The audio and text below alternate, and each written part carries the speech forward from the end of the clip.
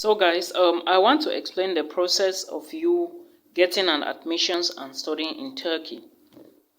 If you are an international student and you are looking for possibilities or ways to study in Turkey in any Turkish university, this video is going to help you. And I want to say that the very first step you need is to start online. You need to go for research, alright, check on Google to know which university you want to go and what are the courses or programs they offer. That is what you should do first of all. So after checking the universities online, you also need to check the requirements because requirements vary from university to university. Some universities may ask for English tests while others may not. So you need to verify all of that to know what you are going to do. Now, after you finish checking the requirements, it is now time for you to apply for an admissions, alright, or to launch in your application, which is usually done online. Anyways, I don't know if some people can do it without all admissions in Turkey. Maybe not all, but most universities in Turkey, you are going to do your admissions only online or apply for a university online. Now, when you apply, make sure the email address you are using should be an email where they can reach you easily.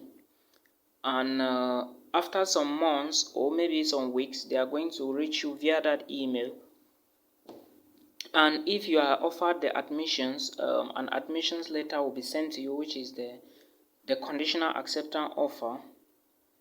Then after that, you are going to get the unconditional offer.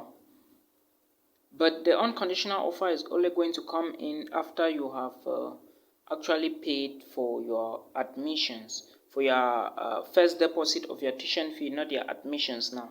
First deposit of tuition fee. But before you even receive that offer, you may be asked to pay an application fee.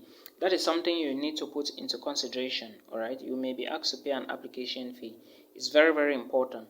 Now, when you pay and you get the first letter, you pay the tuition fee deposit, which is sometimes 1,000 euros or dollars. Most Turkish universities will charge you in dollars, so you may pay in dollars. You get the letter now, which is the letter you are still going to use to apply for. Yeah, that is it.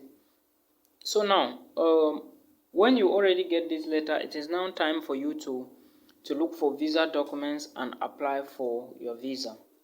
But again, understand that most Turkish universities admissions will usually close around July, August, all right, against the spring semester of each year or the winter semester of each year, because spring basically starts around March, February, March, and running into summer. So that is what you should understand.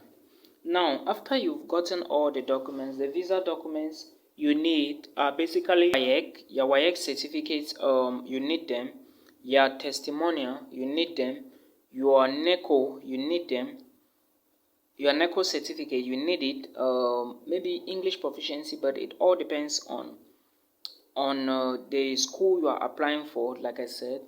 Then you also need to notify these documents. Okay, you need to notarize the documents, your testimonial, you need to notarize it.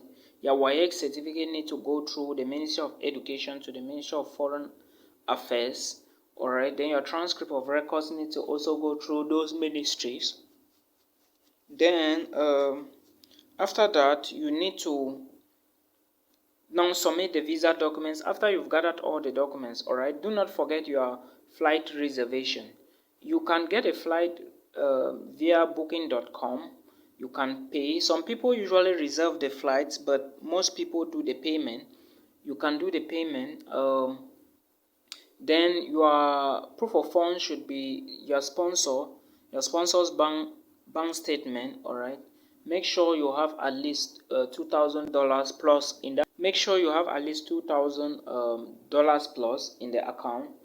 Then let the owner of the account, that is your sponsor, your father or your mother, let the person give you a sponsorship letter as well. Then after that, I think that is all you need for the documents. Remember I said you have to certify your documents via the Ministry of Education and Foreign Affairs, but for your testimony, I think they are going through a public notary. All right, so that is what you should know. Then after that, those documents, you are going to carry them to Voya Visa. All right, there is a, you don't go directly to the Turkish embassy. The procedure have changed.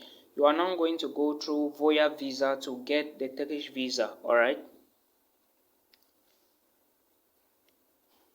to apply for the Turkish student visa. Now, when you go to Voya Visa, know that it is going to take some few weeks depending on what is going to happen, because now it's like they are going to send your documents back to Ankara for verification.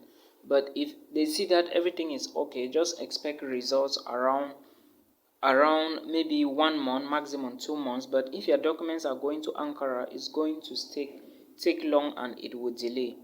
That is what you should know. Now, remember at Voya Visa, you have to pay an application fee. Voya Visa is basically like a second, a middleman to the Turkish embassy. All right. So that is it. And now, remember all those documents I mentioned. You also need to add your yellow booklet. You also need a yellow booklet in there. Then you also need an insurance, probably an insurance. Cameroonians, do not forget that you need your O levels and advanced level slips, all right, when going there, because they can ask you for that.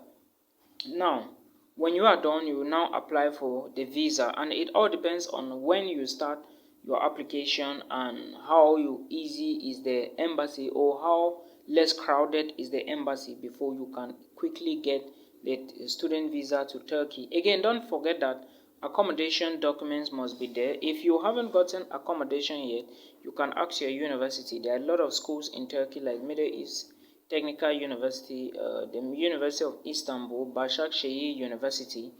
You also have Ankara University. There are a lot of them, all right. Make sure you know what you are doing. Then